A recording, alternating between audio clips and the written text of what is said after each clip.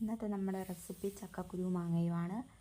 ആദ്യം നമ്മളൊരു ചീനച്ചട്ടി എടുക്കുക, അതിലോട്ട് എണ്ണ ഒഴിക്കുക, അതിലോട്ട് കുറച്ച് കടുക് ഇടുക,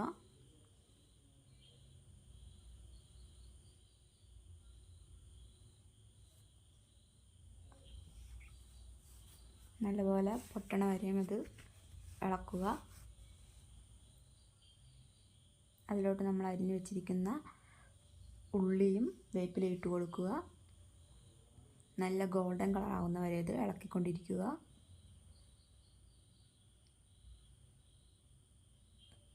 ഏകദേശം ഒരു ഗോൾഡൻ കളർ എത്തി. അതിലോട്ട് നമ്മൾ കുറച്ച് മുളക് പൊടി ഇടുക, നല്ലപോലെ ഇളക്കി കൊടുക്കുക.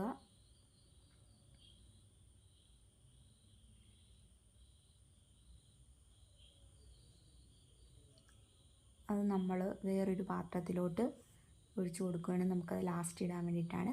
അതിനുശേഷം നമ്മൾ ചക്കക്കുരു എടുക്കുക. അരിഞ്ഞു വെച്ച് ചക്കക്കുരു എടുത്തിട്ട് ആദ്യം ഒരു ചീനച്ചട്ടി എടുക്കുക. അതിലോട്ട് നമ്മൾ അരിഞ്ഞു വെച്ചിരിക്കുന്ന ചക്കക്കുരു ഇടുക.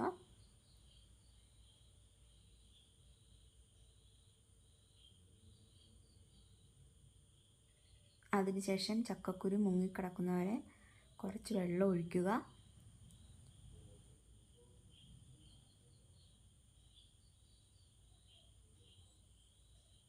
അതിനുശേഷം നമ്മൾ അരിഞ്ഞു വെച്ചിരിക്കുന്ന പച്ചമുളക് ഇട്ട് കൊടുക്കുക.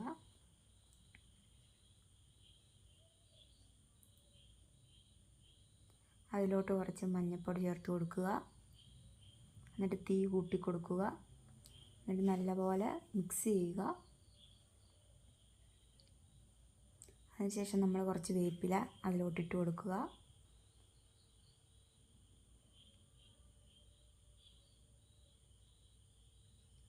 നല്ലപോലെ തിളപ്പിക്കുക. അത് തിളച്ച് വരുമ്പോൾ തന്നെ ചക്കക്കുരു വെന്തെന്നാണ് അതിൻ്റെ അർത്ഥം. അത് വെന്തതിന് ശേഷം കുറച്ച് അരിഞ്ഞു വെച്ചിരിക്കുന്ന മാങ്ങ ഇട്ട് കൊടുക്കുക. ഏകദേശം നമ്മുടെ ചക്കക്കുരുവിൻ്റെ വെള്ളം പറ്റണം.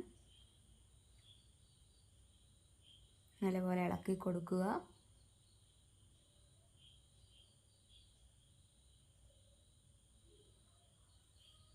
അതിനുശേഷം ആവശ്യത്തിന് ഉപ്പിട്ട് കൊടുക്കുക.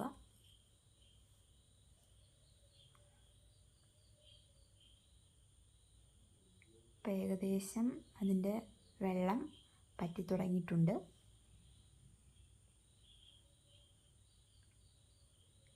നല്ലപോലെ അത് മിക്സ് ചെയ്യുക.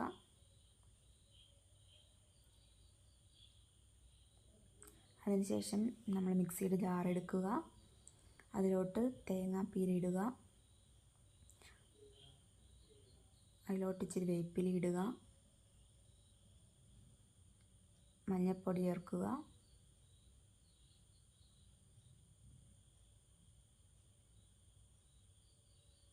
കുറച്ച് വെള്ളം ഒഴിക്കുക.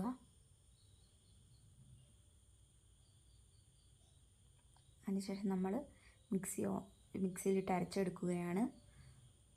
ഏകദേശം നമ്മുടെ കറി പറ്റിയിട്ടുണ്ട്.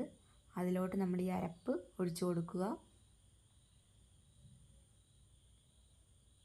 നല്ലപോലെ തിളപ്പിക്കുക.